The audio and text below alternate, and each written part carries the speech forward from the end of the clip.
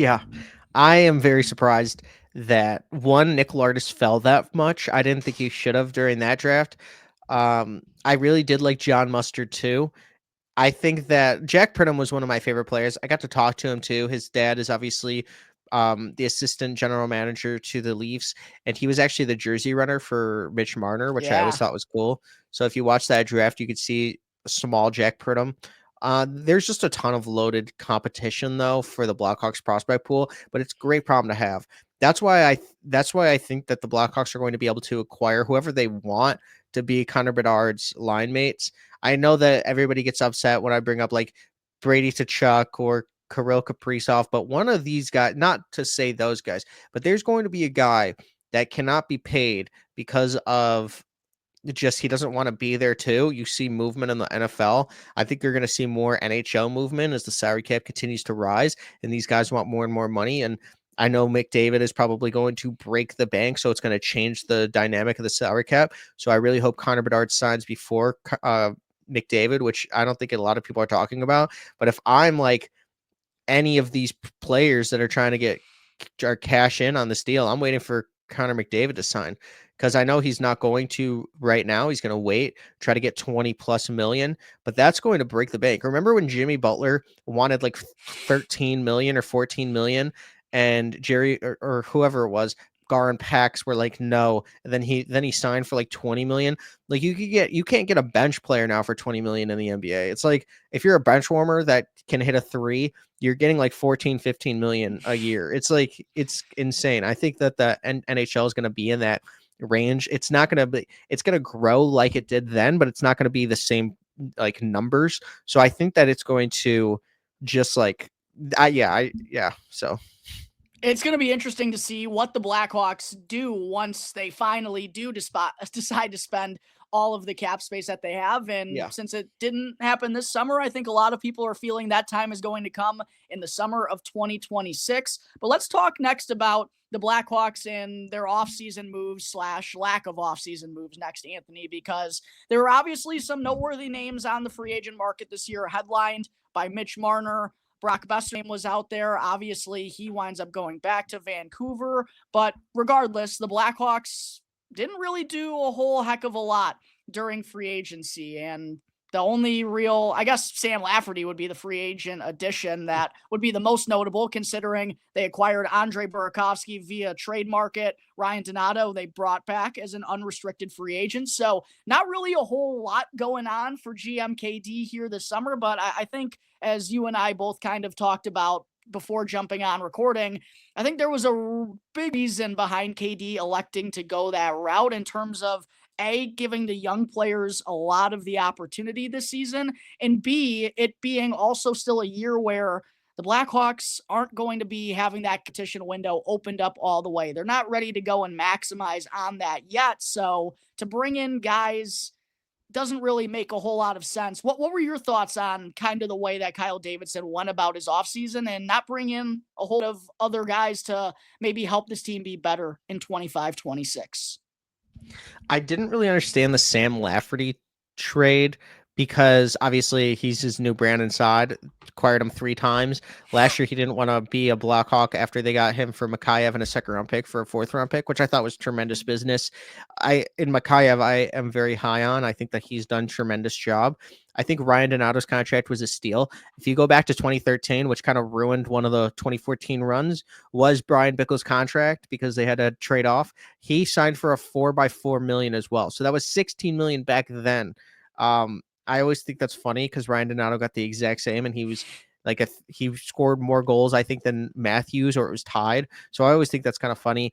I think Ryan Donato is the perfect fit for a top six role, but I also think that the term should be a little bit lower than it was. But I think the Agreed. AAV could have been a lot higher because when in 4 years, Ryan Donato is going to have to be a third, fourth liner for the Blackhawks, which is fine. Depth scoring is great, but he should not really be a top six player for them. I think that you need to like overload the top six with talent and prospects this year. Getting Lafferty doesn't really make sense as well because it just kind of like blocks a prospect, but also competition. So you need that competition because you don't want to give a guy a role that he's not, that he deserves. But you need to get Colton Dock in there. You need to get Slagger. You need to get like I want to see more or just a role for like Ryan Green. I feel like he would be a really good fit just to see what he's got. I like Martin Misiak, but I don't think he's going to be able to play next year. He's probably going to be all AHL. But then you have guys like Reichel, Oliver Moore. You need to see what they have. I think Oliver Moore is a legit NHL player, but I think Reichel, you just need to give him like a top 9 role, see what he's got. Don't put him on the 4th line with like and put Foligno on the 3rd, because that just doesn't make sense. Burakovsky was interesting because I think he's the most notable name that the Blackhawks acquired, but it's Burakovsky. I don't think that he's going to move anything. Like That's a great line. If But it's Burakovsky Burakovsky. if Burakovsky is the reason the Blackhawks don't get McKenna, I would be very surprised, but also upset.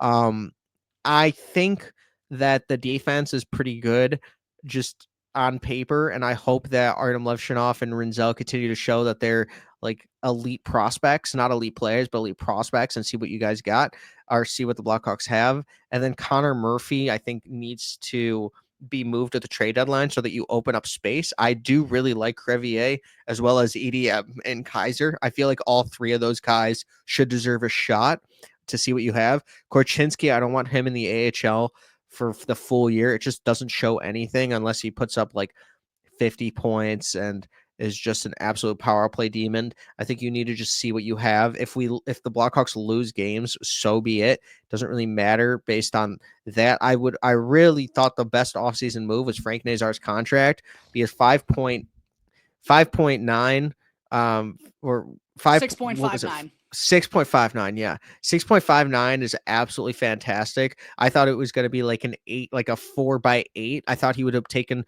like shorter term and higher AAV and try to go to free agency as soon as he could, because I just feel like Nazar is one of those guys that I think could absolutely be a superstar. I would not be surprised if if he has a Braden Point-esque role or type of career. Not to say that he's going to put up 100+ points every single season, but that man can absolutely be one of the Blackhawks' best players on a dynasty or on a contender. So I feel like you needed to do that. You needed that kind of business. I think Spencer Knight is going to be the next thing.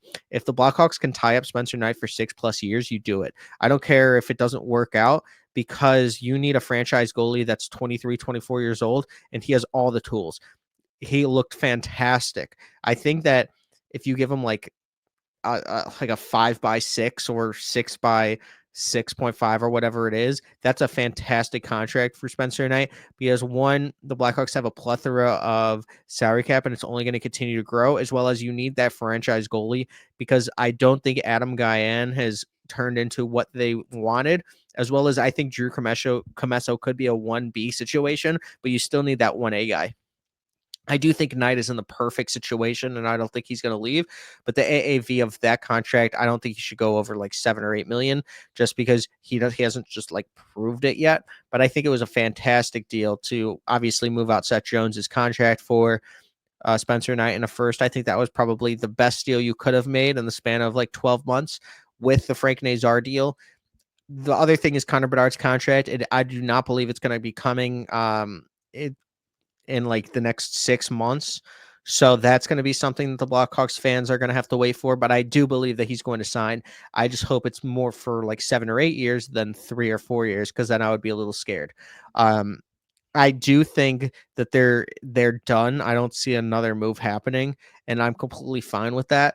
The last move the Blackhawks made was TJ Brody, and that kind of backfired. So I don't necessarily want another move. I just kind of want to see how it plays out and see what these guys do at training camp. And then if there is a role that needs to be filled, or if there's injuries, then you go out and get a player. I know that there was a rumor of Carey Price coming that that's not happening. I talked to a bunch of people about that.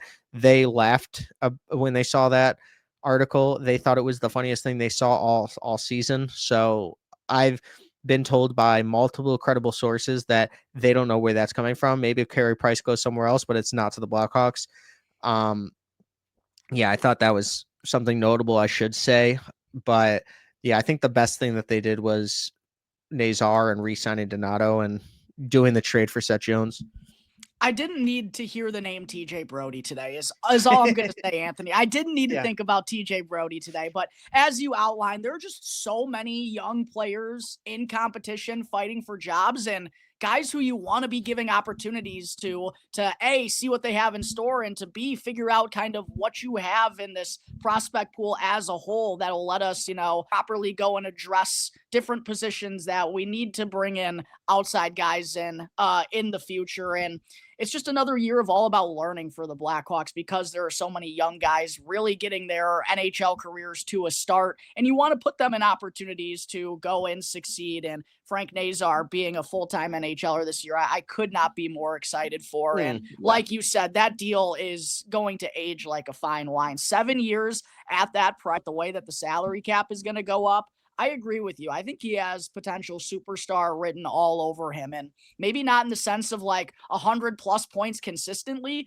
but he's going to be a guy who has his fingertips all over the amount of success that the Blackhawks have. And you mentioned Oliver Moore, Ryan Green, Colton Dock, Landon Slager. Like, there wasn't a whole lot of room for KD to bring in guys unless you were going to clog things up too much and really not give these young guys an opportunity to play, which with where the Blackhawks are at in their rebuild only makes sense, right? And then on the defensive side of things, with just like 8 to 9 prospects competing for 6 to 7 jobs, there's barely even room to still have Connor Murphy as like the only veteran on this blue line, right? And like you said, I expect him to probably be dealt at the trade deadline to just open up another spot for one of these young defensemen. And it's going to be fascinating to see the competition in that group, which of those guys are going to kind of rise to the top and which could potentially be, expendable or maybe be part of trade packages to go and address other needs for this franchise. But it's still such a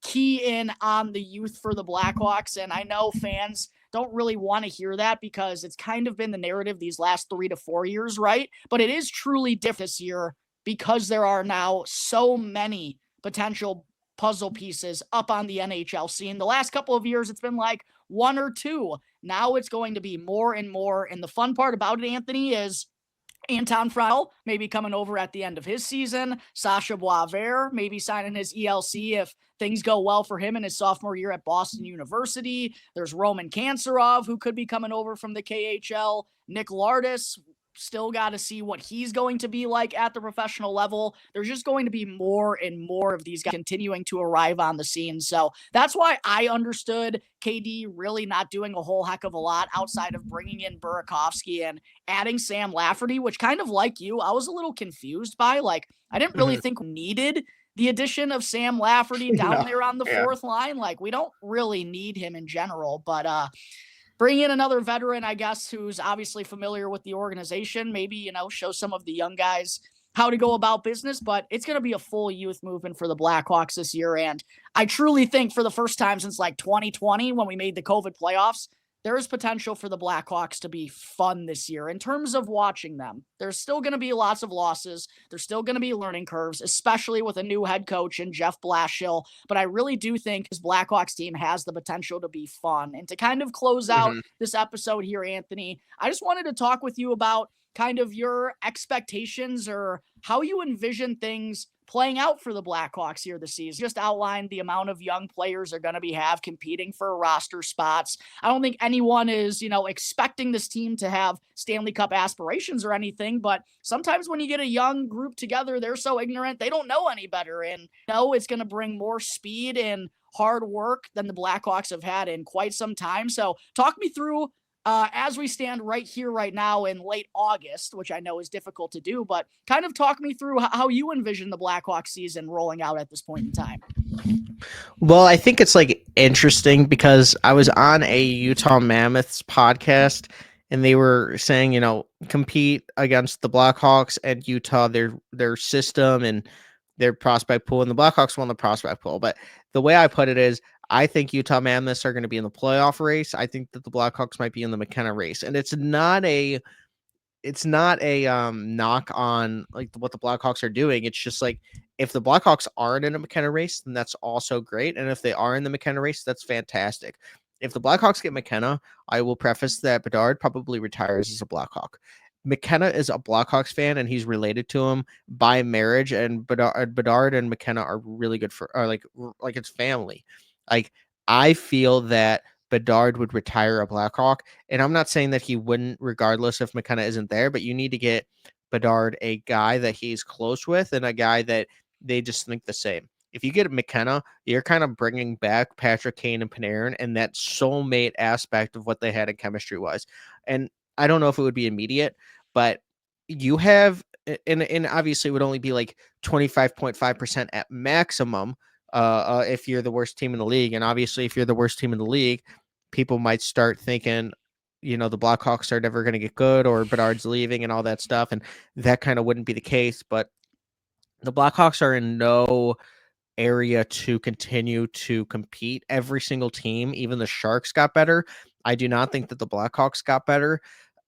Just on paper, I think Burakovsky was a guy that was great, but if Donato has any regression at all, the Blackhawks are going to be a worse team. If Connor Bedard isn't a point per game player and you get a full year of Nazar, which is obviously good. Like if I look at it and evaluate it as like unbiased opinion, yeah, the Blackhawks could get 10, 15 more points, but that would still be second worst in the league or third worst in the league. I think the Penguins, Nashville, Seattle might all get worse based on paper, but I think the Sharks are getting better. The Blackhawks might be the fourth worst team in the league. I think that would also be a really good spot for them because you're getting like 77, 80 points. That's almost a point per game. And they finished the bottom of the finish line for the last 3-4 years. So I feel like a little bit of Jeff Blashill bringing new spunk to that team, the coaching, getting Andre Sorensen to help out with some of the prospects that he had coached in Rockford, but getting more one-on-one time with them because you're not fighting for a playoff or for a head coaching job. You're just, settling into the assistant coaching role. I like Michael Pecco, what he brings. Mike Vellucci, I think, is a fantastic hire as well. So Dynamite. I think that that's really where you need to start looking for the Blackhawks because they built a leadership team. And if like I feel that you have to look at a team like any kind of business or like a stock or finance or anything like that. Like when you look at the leadership team, that kind of decides how far the organization is going to go or whatever it is. I think Kyle Davidson is a great person to have as the person driving the car. You just need people around them to tell what these players are going to do and just kind of develop them. I feel like the Blackhawks are in a really good spot to create a contender and kind of jump into that next era of Blackhawks hockey. I'm not sure if it's next year. It might be even in the second half of next year. I'd be fine with that. But you're going to really see a difference when Frendel's playoffs end in the SHL and he comes over, Kanserov comes over in 2026, 27, maybe after his KHL season. You're going to have, we got to see what Lardis does. I think you put him on a power play, just see exactly what you got in Lardis. Put him as a top six role. Do not do what the Rangers are doing with Gabe Perreault. Don't do what the Blackhawks did with Reichel. I know that the Blackhawks gave a lot of time to Reichel, but as soon as he was getting hot, you slowed him down. Like I feel that a lot of people are like Reichel was terrible, blah blah blah. I believe that Reichel in a different situation would be a really good NHL player. He has the talent, he just doesn't have the coaching. I really would like to see him more coached up. When you have a guy that talented that has produced in the AHL and has produced in the NHL, because he did produce in the NHL his first stint up there, you have a guy that does have that talent. He just kind of got spooked. I think similarly with Korchinski, you have a really good guy that got spooked. You cannot bring these kids up way when too early, or else you're gonna potentially hurt their development. You need to let them just continue to pair up the losses. If Bedard continues to grow, that's great. If Nazar continues to grow, that's great. You need to see more from Levshunov, but he did fantastic his first 9 games, or his. I think for 16 or whatever. Rinzel had a great first 9 games as well as Oliver Moore. Rinzel had 5 points in 9 games. That's like 47 point per game or points in an 82 game season. If he does anything close to that, which who knows, but he was very aggressive, then I think that you're getting a like Charlie McAvoy type of player in Rinzel. So you just need to see what you have in some of these guys. I think EDM needs to play the entire season up. I think you need to have Kaiser play like 40, 50 games at least. Crevier, just see what you have in him. I think that he did fantastic. Put Vlasic with Rinzel, just see what they have the entire season, and then bring up Korchinski for a little bit, and then just kind of shadow him, give him some power play time, see what he has, let him get confidence. He was good when they brought him back up. So just I want to see that, not really about the point totals the Blackhawks get. And I think that they need to like continue to activate their D-men into the offensive zone. I really liked what Sorensen did that. I think that it kind of helped the confidence of a lot of the defensemen. So just continue to do that. And I believe under Jeff Blashow's leadership, the defensemen are going to continue to active like they were under Anders Sorensen's leadership when they kind of switched the system from what Luke Richardson was going with and more of just a sit-back defensive style. And I think, with Sam Rinzel and his skating ability, Artem Levshinov and the way that he likes to rover all over the ice, Kevin Korchinski, Wyatt Kaiser, both of those guys, skating defensemen. That style of play is definitely going to fit what they like to do a little bit better than what we've seen the Blackhawks running these last couple of years. I'm in agreement with you, Anthony. I don't really think, point totals is necessarily going to dictate if this is a good or bad season for the Blackhawks. It's more, how are these young players going to look? What I will say, though, is I do think this Blackhawks team is going to be the first one to hit 70 points since the COVID-shortened 2020 season. What we forget, though, because we've been so bad, is that 70 points is still not very good. So I'm still expecting this to probably be like, if I had to guess right here, right now, I'd say fourth or fifth worst team in the NHL, just because the forward group does not have enough star power still along with Bedard, even with the full of Frank Nazar, as you put it earlier. But it's Andre Burakovsky. So, and Ryan Donato, definitely a candidate to not score 30 goals. I'd love for him to do it, absolutely, but it's going to be difficult for him to do. And then when you have a defense as young as it's going to be, plus I know Spencer Knight's been around for a couple of years. He's still 24 years old himself, right? Like, you could see why this Blackhawks team probably isn't going to be making a ton of steps in terms of wins and losses, but I do ultimately think it's going to be a much more serviceable brand of hockey and an entertaining brand of hockey. And you're going to see the hope, the light at the end of the tunnel start getting bigger with the influx of youth and speed that this team has. And it's going to be more fun to watch the Blackhawks than it's been for quite some time. One question I wanted to ask you actually in segment 2, Anthony, but I completely forgot. And probably the final question I'll get to here as we're closing in on an hour. Were you surprised that Frank Nazar signed that contract for 7 years, considering that he's got an RFA season coming up this year? He definitely could have played through the season, and had it gone well, I mean, both of us are super high on Frank Nazar. Like, there's the potential for him to command more this time next summer. I was personally surprised that he signed a 7-year deal at that price tag. And I know $42 million is nothing to bat an eye at. And he's a very confident kid from multiple different reports. And that clearly gets shown on the ice as well. But I was definitely a little surprised that he signed at this price tag for 7 years. Yeah, it was a very team-friendly deal. The one thing that people were saying was that was the highest contract of anyone that has played those few games. True. The thing is, like, he showed what he can do, especially on the international level as well. Like, what Frank Nazar is going to be. Probably, I think his floor. He's going to be an NHL player, and if he's not, it's not because of his talent or skill. Like, he's a clear-cut NHL player. I think he could have scored 30 or 40 goals based on how many breakaways he had last year. He got robbed in a lot of them. I think that he's going to continue to do that. And I think he wanted just the guaranteed money. Now you don't have to worry about it. You're a part of the core. I wouldn't have personally taken that deal. I honestly would not have. I would have just bet on myself and just kind of get more money. But I don't think that the kids these days or the prospects, they care about money as much. I think you see the dollar, like the price tags, and you're like, okay, I'll take this. Like, this is great. He actually is making more money than Wayne Gretzky ever did. So, like, even though, like, the contract was more money than Wayne Gretzky ever made in his entire career. So they can, like, a player can sign a bad contract and still have generational wealth. I think it's just kind of how you manage the money. And if you're continuing to get sponsorships, which he probably will, he's probably going to make a lot of money in sponsorship. So I don't think he really, like, for me, he could have got more money and squeezed out more. It kind of might have been turned into more of a longer, uglier process. But with the injury that he did occur in Michigan and his, like, I think he was just like, yeah, let's get generational wealth now. I don't have to worry about it because you can retire on that. And like, it doesn't matter like what happens. So it was great for him to do that. I think that he could have got 8 million probably the next year, but now the Blackhawks just signed 2 team-friendly deals with Vlasic at 4.6 and him with 6.59. Both of those contracts don't make any sense to me as somebody that roots for the NHLPA and wants more players to get more money. But for as a Blackhawks fan, like think like I'm just so happy. That was awesome to see that. I wanted to hear what your reaction was to finding out that Nazar got that contract.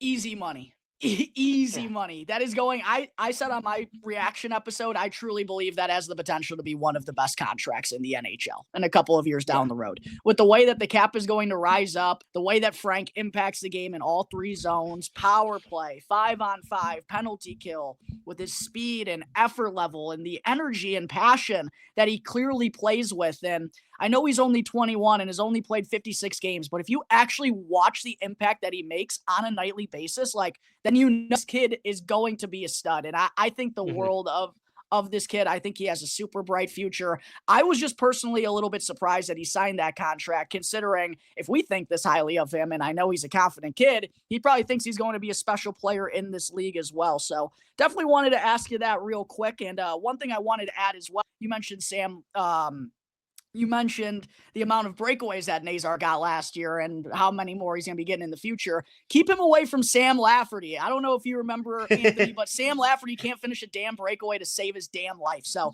unless he's on the penalty kill. Unless he's on the penalty kill. That is true, unless he's on the penalty kill. Anthony, it has been a pleasure to have you back on the show. We're just closing in on an hour now. Thank you so much for taking the time to talk Blackhawks hockey with me. I know you got the NHL Upper Deck Rookie Showcase coming up here soon in Virginia. Blackhawks youngster Oliver Moore is going to be taking part in that. Give me a little bit of a rundown on what you're expecting that to be like, man. Yeah, so it's my first one going to the showcase, and I've heard really cool things. Like you get to see some prospects and like playing ping pong or just like whatever it is, just like when they're waiting. But it's just going to be like a little area where there's going to be a lot of incredible prospects. Like Matthew Schaefer is going to be there, which is really cool. We've had some really cool moments over the entire draft year with me and him. Oliver Moore is obviously going to be there. David Reinbacher, Axel Sandin Palinka. Some of my favorite players like Sam Dickinson, Zeev Boyum. I'm excited to go and just like see all these guys in person. I was kind of like a late to the party with the prospects or just like in this career. I've only done it for like 7-8 months now. So getting to do this is really cool because I was so into the 2023-2024 draft. And now I get to see a lot of the guys. I obviously wish Connor Bedard would somehow be there because that's awesome. But I'm very excited. It's going to be a really fun time. There's a lot of cool things that are coming up. I'm going to the Fall Classic for the USHL September 17th to the 21st as well. So that's always going to be fun. The USHL puts on that event every year, and it's one of the best events you can go to. So there's going to be a ton of games. Muskegon's playing a bunch during that tournament. So I get to go see probably some future Blackhawks based on how the Blackhawks are continuing to draft Muskegon Lumberjacks every single year. So those are 2 things that are coming up in September. I'm going on a trip from the 5th to the 11th to Michigan in September just to kind of like have a little summer break with my friends. But then I'm going on like 3 different trips. I'm also going to the University of Michigan to shadow some of the coaches as well during the season. I got invited by Coach Brandon of the University of Michigan, so that's going to be really fun. So keep an eye out on that kind of content, as well as I'm going to be talking at Muskegon Lumberjacks in the broadcast booth or and like further into the season. So I'm going to make sure I send out cool clips of that. So thank you so much for being thank you so much for having me. This was really fun. September's loaded, so I'm glad we could do this in August. Absolutely. Seems like it, man. You got your schedule full. Just looking at the amount of prospects that were invited to the NHLPA Upper Deck Rookie Showcase. Yeah. I mean, Ryan Leonard, Jimmy Snoogerud, who broke onto the scene for the Blues last year, Berkeley Catton, Sam Dickinson, Carter Yakimchuk, Gabe Perreault. It is going to be a who's who of high-tiered prospects in the NHL. So enjoy all the festivities and all the trips you're going to be going on before the start of the regular season in early October. Thank you again, Anthony, for joining me on the show. To anyone who's watching this on YouTube right now, make sure to go and give Anthony a follow on X at ProsDon. It's right there under his name. And make sure to go and subscribe to his YouTube channel as well. Does some excellent content in the Blackhawks space and just in the prospect NHL draft scouting space as well. And sounds like there's going to be a good lot of content coming up here soon. So, Anthony, thank you again for joining me on the show. Greatly appreciate you taking the time, my man, and already looking forward to our next chat.